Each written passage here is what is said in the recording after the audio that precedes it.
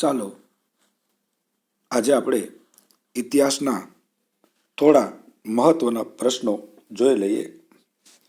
Paper number 1. પહેલો પ્રશ્ન છે,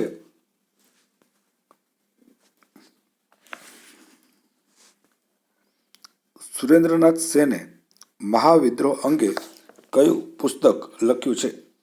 જવાબ છે 1857. નંબર 2. ગાંધીજીનો અક્ષરદેહ પ્રકાશિત કરનાર પ્રકાશક જણાવો. જવાબ છે નવજીવન પ્રકાશન. પ્લાસીનું યુદ્ધ ક્યારે થયું હતું? જવાબ છે 1757. ફરીથી વાંચું છું. સુરેન્દ્રનાથ સેને મહાવિદ્રોહ અંગે કયું પુસ્તક લખ્યું છે? જવાબ છે 1857. ગાંધીજીનો અક્ષરદેહ પ્રકાશિત કરનાર પ્રકાશક જણાવો. જવાબ છે નવજીવન પ્રકાશન. પ્લાસીનું યુદ્ધ ક્યારે થયું હતું? જવાબ છે 1757. નંબર 4. હૈદરાબાદ રાજ્યનો સ્થાપક કોણ હતો? તો જવાબ આવશે આસફ જહાં ખાં. નંબર 4. હૈદરાબાદ રાજ્યનો સ્થાપક કોણ હતો? જવાબ આવશે આસફ જહાં ખાં. કયા મુઘલ સમ્રાટના સમયમાં અંગ્રેજોએ વેપારી કોઠી સ્થાપવાનો અધિકાર પ્રાપ્ત કર્યો? જવાબ આવશે જહાંગીર. નંબર 6. બક્સરના યુદ્ધ સમયે બંગાળનો નવાબ કોણ હતો? જવાબ છે મીર કાસિમ. નંબર 7. સ્વરાજ મારો જન્મસિદ્ધ અધિકાર છે એ સૂત્ર કોણે આપ્યું? બાળ ગંગાધર ટિળક.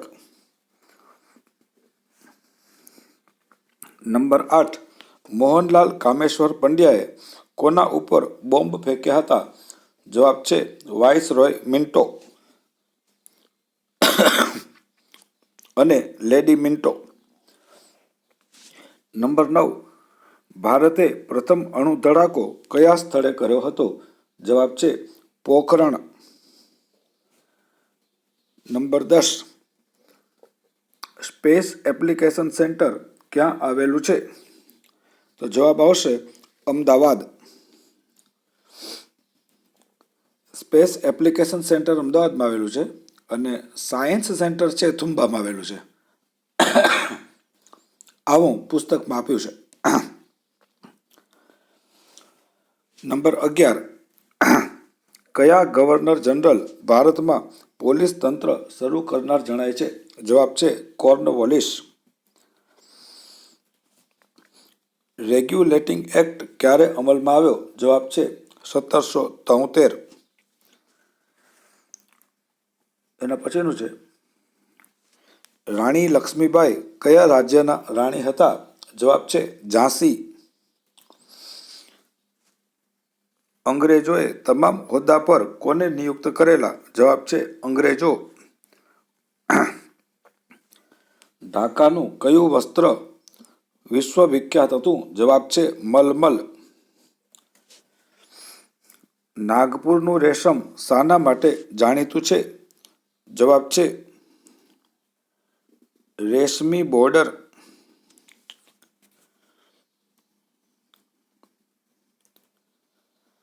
આગળ વાંચું છું. રાજા રામમોહન રાયે સમાજ સુધારણા માટે કઈ સંસ્થાની સ્થાપના કરી હતી? જવાબ છે બ્રહ્મો સમાજ.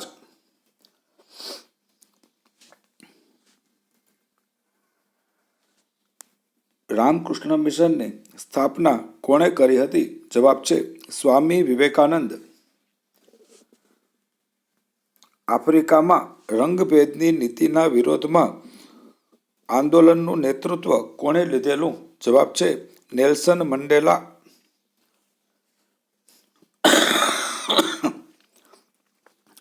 પાંડુરંગ પરિષદ કઈ સાલમાં યોજવામાં આવી હતી? 18 એપ્રિલ 1949. 1955 18 એપ્રિલ 1955।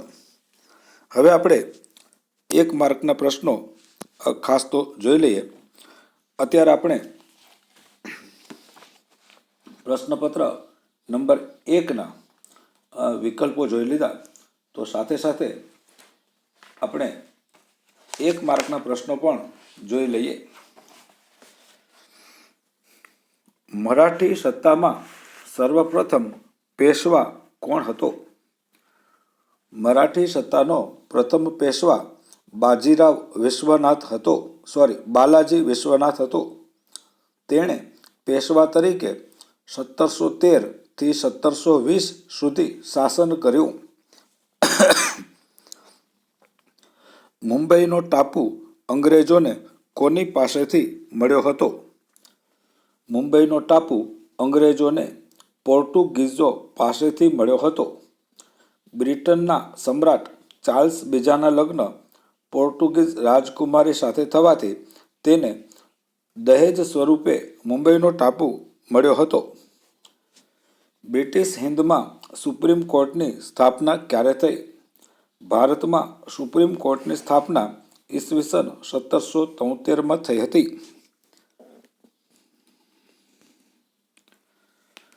અમદાવાદ કયા પ્રકારના કાપડ માટે જાણીતું છે? ભારતનું અમદાવાદ શહેર તેમાં આવેલી સુતરાઉ કાપડની પુષ્કળ મિલોના કારણે અને ધોતીના કાપડ માટે ખૂબ જ જાણીતું છે। તેને ભારતનું માન્ચેસ્ટર પણ ગણાય છે। ફરીથી વાંચું છું, ભારતનું અમદાવાદ શહેર તેમાં આવેલી સુતરાઉ કાપડની પુષ્કળ મિલોના કારણે ભારતનું માન્ચેસ્ટર ગણાતું હતું અને તેના ધોતી માટેના કાપડ માટે પણ પ્રખ્યાત છે। રાષ્ટ્રીય અભિલેખાગાર ક્યાં આવેલું છે? રાષ્ટ્રીય અભિલેખાગાર દિલ્હીમાં આવેલું છે। ફોર્ટ વિલિયમ કોલેજ ક્યાં સ્થાપવામાં આવી? ફોર્ટ વિલિયમ કોલેજ કલકત્તામાં સ્થાપવામાં આવી। સ્વતંત્ર ભારતના પહેલા યુનિવર્સિટીના શિક્ષણ અધ્યક્ષ કોણ હતા? ડૉક્ટર સર્વપલ્લી રાધાકૃષ્ણન। ફરીથી વાંચું છું, સ્વતંત્ર ભારતના પહેલા યુનિવર્સિટી શિક્ષણ પંચના અધ્યક્ષ કોણ હતા? જવાબ આવશે ડૉક્ટર સર્વપલ્લી રાધાકૃષ્ણન। વર્ગવિહીન સમાજ રચનાના હિમાયતી કોણ હતા? જવાબ છે કાર્લ માર્ક્સ। હજી વાંચું છું, રાષ્ટ્રસંઘની સ્થાપના ક્યારે થઈ? પેરિસમાં ભરાયેલી શાંતિ પરિષદે 10 જાન્યુઆરી 1920 રાષ્ટ્રસંઘની સ્થાપના કરી। ફરીથી વાંચું છું, સ્થાપના સમયે રાષ્ટ્રો યુએનમાં કેટલા રાષ્ટ્ર હતા? જવાબ છે સ્થાપના સમયે યુએનમાં 51 એટલે કે 51 રાષ્ટ્રો જોડાયા હતા। આના પછીના વિડીયોમાં આપણે 3 માર્કના પ્રશ્નો પણ એટલે કે વિભાગ બી 2 માર્કના પ્રશ્નો વિભાગ સી પણ કર્યો છે, તો જોઈ લેજો। ફરી મળીએ નેક્સ્ટ વિડીયોમાં। આભાર।